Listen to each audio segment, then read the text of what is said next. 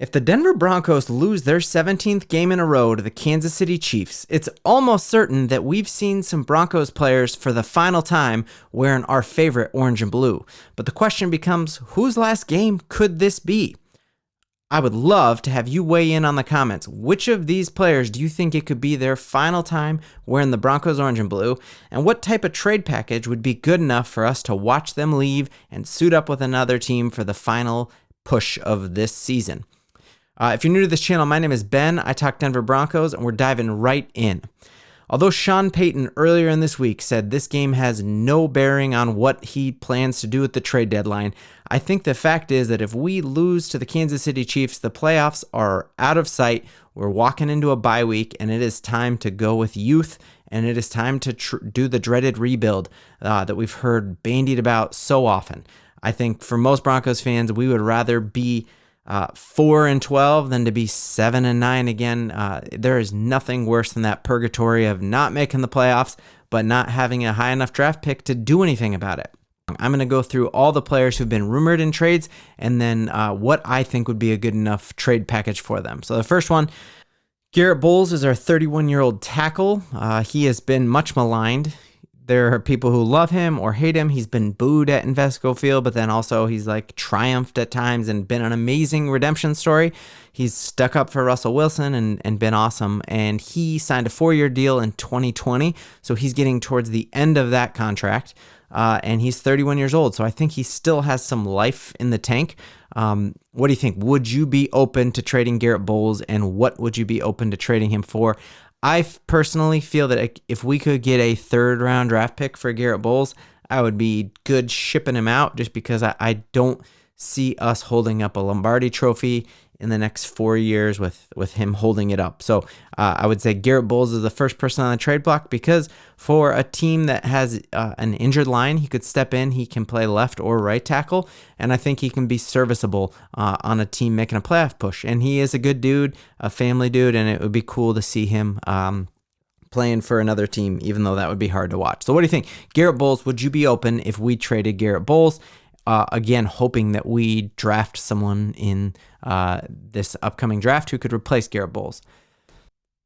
All right, next up on the rumor list is Courtland Sutton, who I have been a massive, massive fan of. He's only 31 years old, seems to catch everything that's thrown at him, but since that injury he had a few years ago, he just hasn't had that same deep threat ability that I think he used to have. I remember with him and Drew Lock, it felt like you put a jump ball in front of him and he comes down with it. I haven't seen that same level player that we've had since we had Russel Wilson. Now that could be last year he was coming back from that injury and now he's hitting it whole hog and he might be better. The thing with Courtland Sutton is he is the 14th highest paid wide receiver. And the question becomes, like, is he the 14th best receiver in the league? And I don't think that's true anymore. And so we're paying him like the 14th best receiver in the league. He hasn't had that production, but he is a tremendous leader. He is a Bronco. He's wearing that Brandon Stokely number 14, and I really, really like him. So what do you think? Courtland Sutton, would you be open to trading Courtland Sutton?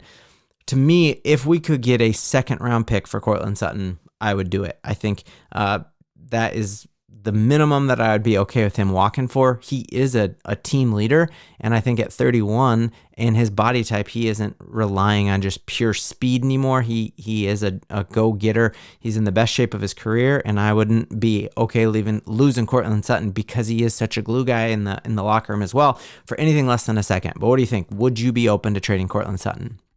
Next up on the list, Jeudy, and he is a total lightning rod in Denver. You have people who are just massive, massive supporters or people who really can't wait to watch him go and say, let's shine him up and ship him out.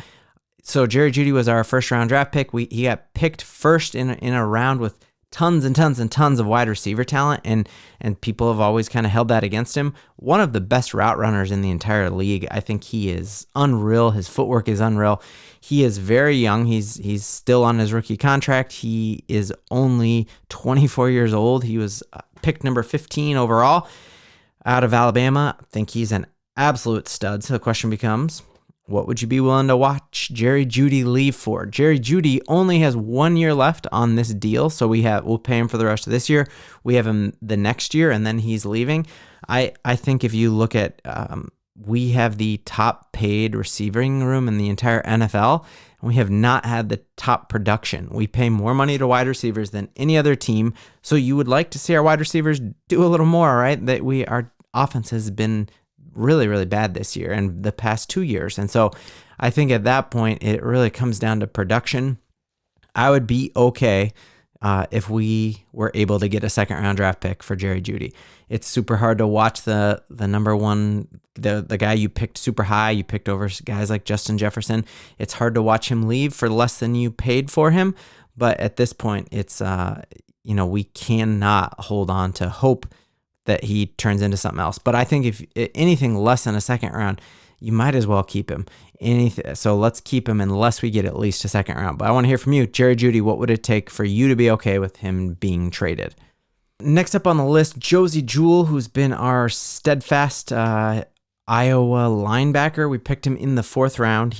I have no complaints about him. I feel like he's really overperformed to get a guy who you picked in the 4th round who's just a constant starter and a really great quality guy and a great team leader.